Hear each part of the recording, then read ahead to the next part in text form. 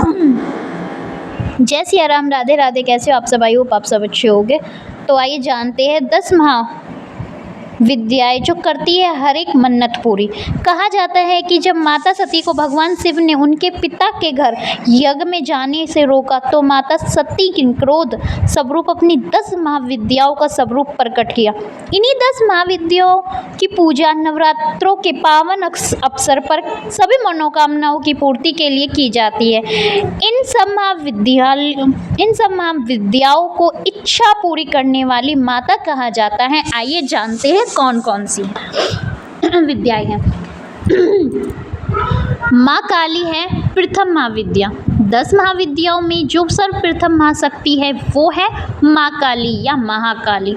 वही आदि शक्ति की प्रथम स्वरूप और महाकाली महाकाल के ऊपर विराजती है। जब संसार का लय हो जाता है और कुछ भी नहीं बचता, तब महाकाली ही शक्ति बनकर संसार के निर्माण की शुरुआत करती है और प्रलय के बाद फिर से समस्त सृष्टि को अपने में समा लेती है।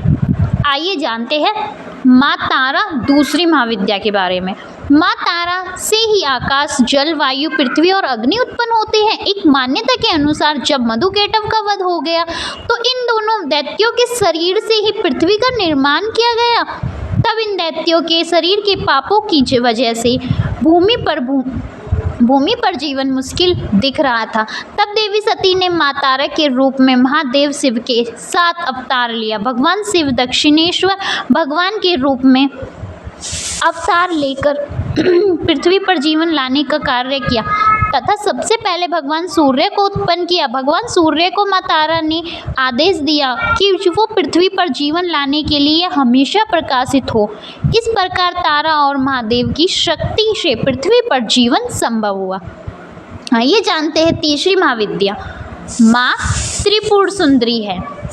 इन सब महाविद्याओं में तीसरी महाविद्या के रूप में माँ त्रिपुर सुंदरी की आराधना की जाती है। त्रिपुर सुंदरी को माँ ललिता, माँ कामाक्षी और माँ राजेश्वरी भी कहा जाता है। ऐसा कहा जाता है कि माँ त्रिपुर सुंदरी सदाशिव भगवान की नाभि से प्रकट हुई है और माँ त्रिपुर सुंदरी के सिंहासन के नीचे 5 देवताओं ब्रह्मन, विष्णु, शिव, सरस्वती और लक्ष्मी को दिखाया गया है, जो अपने मस्तक पर माँ ललिता के सिंहासन को धारण करते हैं। आइए जानते हैं चौथी महाविद्या माँ भुवनेश्वरी है।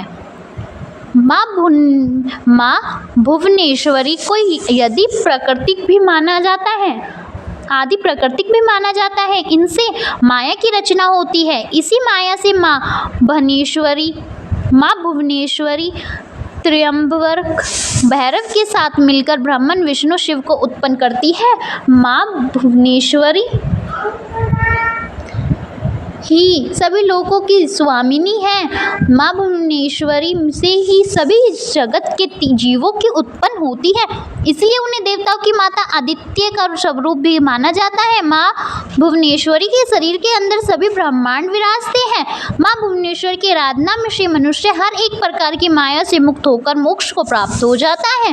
क्योंकि उनकी ही माया से हम संसार में भटकते रहते हैं, उनकी ही कृपा से हम संसार के जन्म मरण के चक्र से मुक्त हो सकते हैं। आइए जानते हैं 5वीं महाविद्या माँ त्रिपुर सुंदरी। माँ त्रिपुर भैरवी को कुंडलिनी शक्ति की अधिष्ठानी देवी कहा जाता है। माता त्रिपुर सुंदरी हमें इस संसार रूपी माया से ज्ञान की तरफ ले जाती है। माँ त्रिपुर भैरव को संहारक शक्ति माना गया है। माँ काली ब्रह्मांड की सर्वोच्च संहारक शक्ति है। माँ त्रिपुर सुंदरी प्रलय की साक्षी रहने वाली माँ शक्ति है। माँ भैरव हमारे जीवन की वो संहारक शक्ति है जो प्रतिदिन कार्यरत रहती है और माँ त्रिपुर भैरवी हमारे शरीर की कोशिकाओं का धीरे धीरे संहार या नाश करती है ताकि नई कोशिकाओं का निर्माण हो सके। वो हमारी सृजन की शक्तियों को कम करती जाती है और दरअसल हमें बूढ़ा बनाने वाली देवी त्रिपुरा देवी ही है। आइए जानते हैं छठी महाविद्या कौन सी है। माँ छिन्नमस्तक। माता छिन्नमस्ता को प्रलय की देवी भी कहा जाता है। ऐसी कथा है, माता पार्वती अपनी दोनों सखियों जया और विजय के साथ स्नान कर रही थी। तभी जया और विजय को भूख लगी। तब माँ माता पार्वती ने अपने ही रक्त से इन दोनों को भूख मिटाई और तीसरी धारा को खुद पान कर अपनी भूख भी मिटाई। एक मत के अनुसार माँ छिन्नमस्ता का सीधा संबंध प्रलय से है।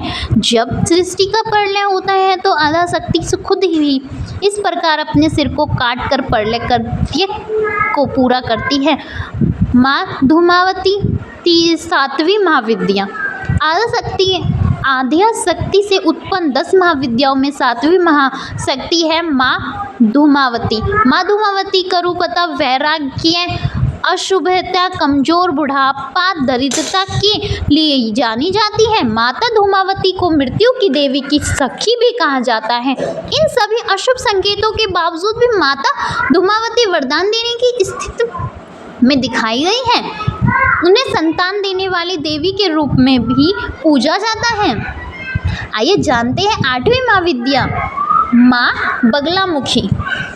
देवी बगलामुखी 10 महाविद्याओं में 8वीं महाविद्या है। यह कष्ट दूर करने वाली देवी है। समस्त ब्राह्मण देवी बगलामुखी की शक्ति स्वरूप में बसा हुआ है। माता बगलामुखी शत्रु नाश करती है। किसी भी युद्ध में विजय के लिए इनकी पूजा की जाती है। इनकी पूजा से शत्रुओं का नाश होता है और भक्त का जीवन हर प्रकार की बाधा से मुक्त हो जाता है। आइए जानते हैं 9वीं महाविद्या, माता मातंगी है।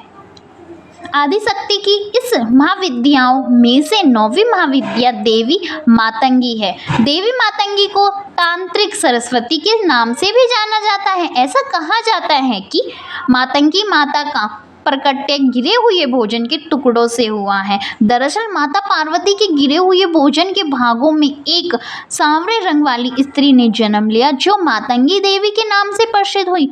यह भी कहा जाता है कि मुनि मतंग की पुत्री के रूप में जन्म लेने के कारण उनका नाम मातंगी पड़ा। पौराणिक कथाओं में बताया गया है कि मातंगी देवी की सबसे पहली पूजा भगवान विष्णु ने की थी। आइए जानते हैं अब 10वीं महाविद्या क्या है। कमला माता है। कमला माता आदिशक्ति की 10वीं और आखिरी महाविद्या है। देवी कमला के बारे में कहा जाता है कि ये धन तथा भाग्य की देवी हैं। धन की इच्छा से इनकी पूजा की जाती है और इच्छा पूरी करने वाली माता कमला की आराधना करने से सभी मनोकामनाएं पूर्ण हो जाती हैं। तो वीडियो कैसी लगी गाइस? अगर वीडियो अच्छी लगी हो तो प्लीज़ चैनल को लाइक एंड सब्सक्राइब करना ना भूलें। तो ये थी 10 विद्याएं जिनसे अलग अलग प्रकार की आपको शक्तियाँ प्राप्त होती है, वरदान प्राप्त होती है। तो thank you for watching this video.